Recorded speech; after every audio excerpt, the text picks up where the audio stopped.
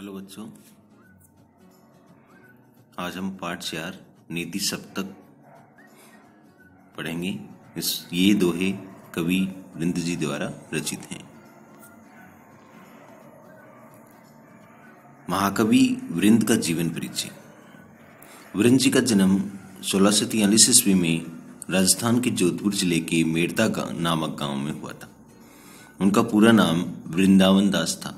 वृंद की माता का नाम कौशल्या और पत्नी का नाम नवरंग था। महज 10 साल की उम्र में वृंद जी काशी आए थे और यहीं पर उन्होंने तारा जी नाम के एक पंडित से साहित्य दर्शन की शिक्षा प्राप्त की थी। इसके साथ ही वृंद जी को व्याकरण, साहित्य, वेदांत, गणित आदि का ज्ञान प्राप्त किया और काव्य रचना सीखी।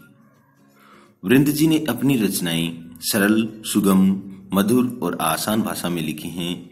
वृंद जी को कविता का शौक अपने पिता से आया। उनके पिता भी कविता लिखा करते थे। हिंदी साहित्य के महान कवि वृंद जी मुगल सम्राट औरंगजेब के दरबारी कवि भी थे। पाठ परिचय। इस पाठ में कवि वृंद द्वारा रचित नीति के दोहे दिए गए हैं। इन दोहों में जीवन मूल्य निहित है। उन्होंने दैनिक जीवन के आधार बनाकर इन दोहों की रचना की है। जो हमारे दैनिक जीवन में जो चीजें काम आती हैं, जो बातें हम दैनिक जीवन में हमें अपनानी चाहिए, उनको आधार रखकर उनके विषय में बताते हुए ये दोहे लिखे हैं। तो हम दोहे पढ़ते हैं। करत करत अभ्यास के जड़मती होत सुजान, रसरी आवत जात ते सील पर परत निशान। कि बार बार अभ्यास कर, वृंद जी बताते हैं कि बार बार अभ्यास करने से जड़मती मतलब मूर्ख होता है, वो भी सज्जन व्यक्ति बन सकता है, वो भी समझदार व्यक्ति बन सकता है। जिस प्रकार से कुएं से पानी खींचने की जो रस्सी होती है, उसके बार बार आने जाने से कुएं के ऊपर जो पत्थर लगा रहता है उसके ऊपर निशान पड़ जाता है। उत्तम विद्या लीजिए जदपि नीच पे होई, प्रयोग अपावन ठोर में कंचन तजत न कोई। उत्तम विद्या लीजिए, अच्छी विद्या कहीं से भी मिलती है तो उसको लेना चाहिए। अगर वो दुष्ट व्यक्ति के पास भी है तो उसको ले लेना चाहिए। वृंद जी बताते हैं जिस प्रकार से कचरे के ढेर के अंदर पड़े हुए सोने को कोई छोड़ता नहीं है, उसी प्रकार से विद्या है वो सोने के समान है। उसको नीच व्यक्ति के पास है, दुष्ट व्यक्ति के पास है तो भी इसको ग्रहण कर लेना चाहिए। सरस्वती के भंडार की बड़ी अपूर्व बात, जो खर्चे त्यों त्यों बढ़े, बिन खर्चे घटी जात। सरस्वती के भंडार की मतलब ज्ञान के भंडार की बड़ी ही अपूर्व अनोखी बात है।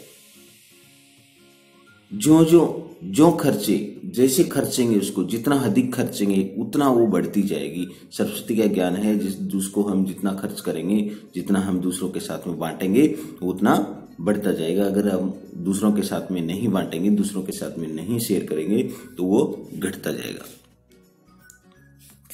अपनी पहुंच विचारी के कर्तव्य करिए दूर, तेते पांव पसारिए जेती लंबी शोर। कि जितनी वृंद जी बताते कि जितनी हमारी अक्षमता है, अक्षमता के अनुसार ही हमें कोई काम करना चाहिए। हमारी योग्यता देख के हमें काम करना चाहिए कि हम ये काम कर सकते हैं, उसी के अनुसार हमें काम करना चाहिए। हमें अपनी अक्षमता से ज्यादा काम नहीं करना चाहिए। विद्याधन उद्यम बिना कहो जो पावे कौन, बिना डुलाए ना मिले जो पंखा का कौन। विद्याधन है वो बिना उद्यम के, बिना परिश्रम के नहीं मिलता है। कहो जो पावे कौन, बिना परिश्रम के कौन विद्याधन को प्राप्त कर सकता है। जिस प्रकार से जो पंखा होता है उसको बिना हिलाए से हवा नहीं आती, उसको बिना हिलाए हवा नहीं मिलती, उसी प्रकार बिना परिश्रम के विद्या भी प्राप्त नहीं होती। मधुर वचन ते जात मिट, उत्तम जन अभिमान, तनिक शीत जल सो मिटे जैसे दूध उफान। कि मधुर वचन ते जात मिट, मधुर मीठे वचन से उत्तम व्यक्ति के अभिमान को शांत किया जा सकता है।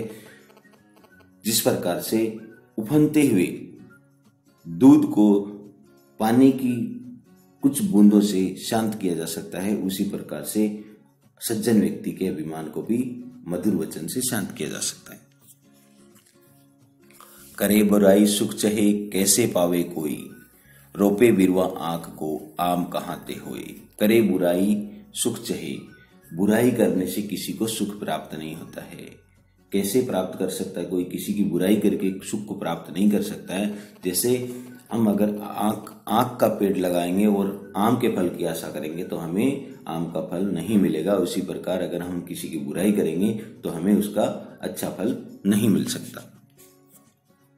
धन्यवाद।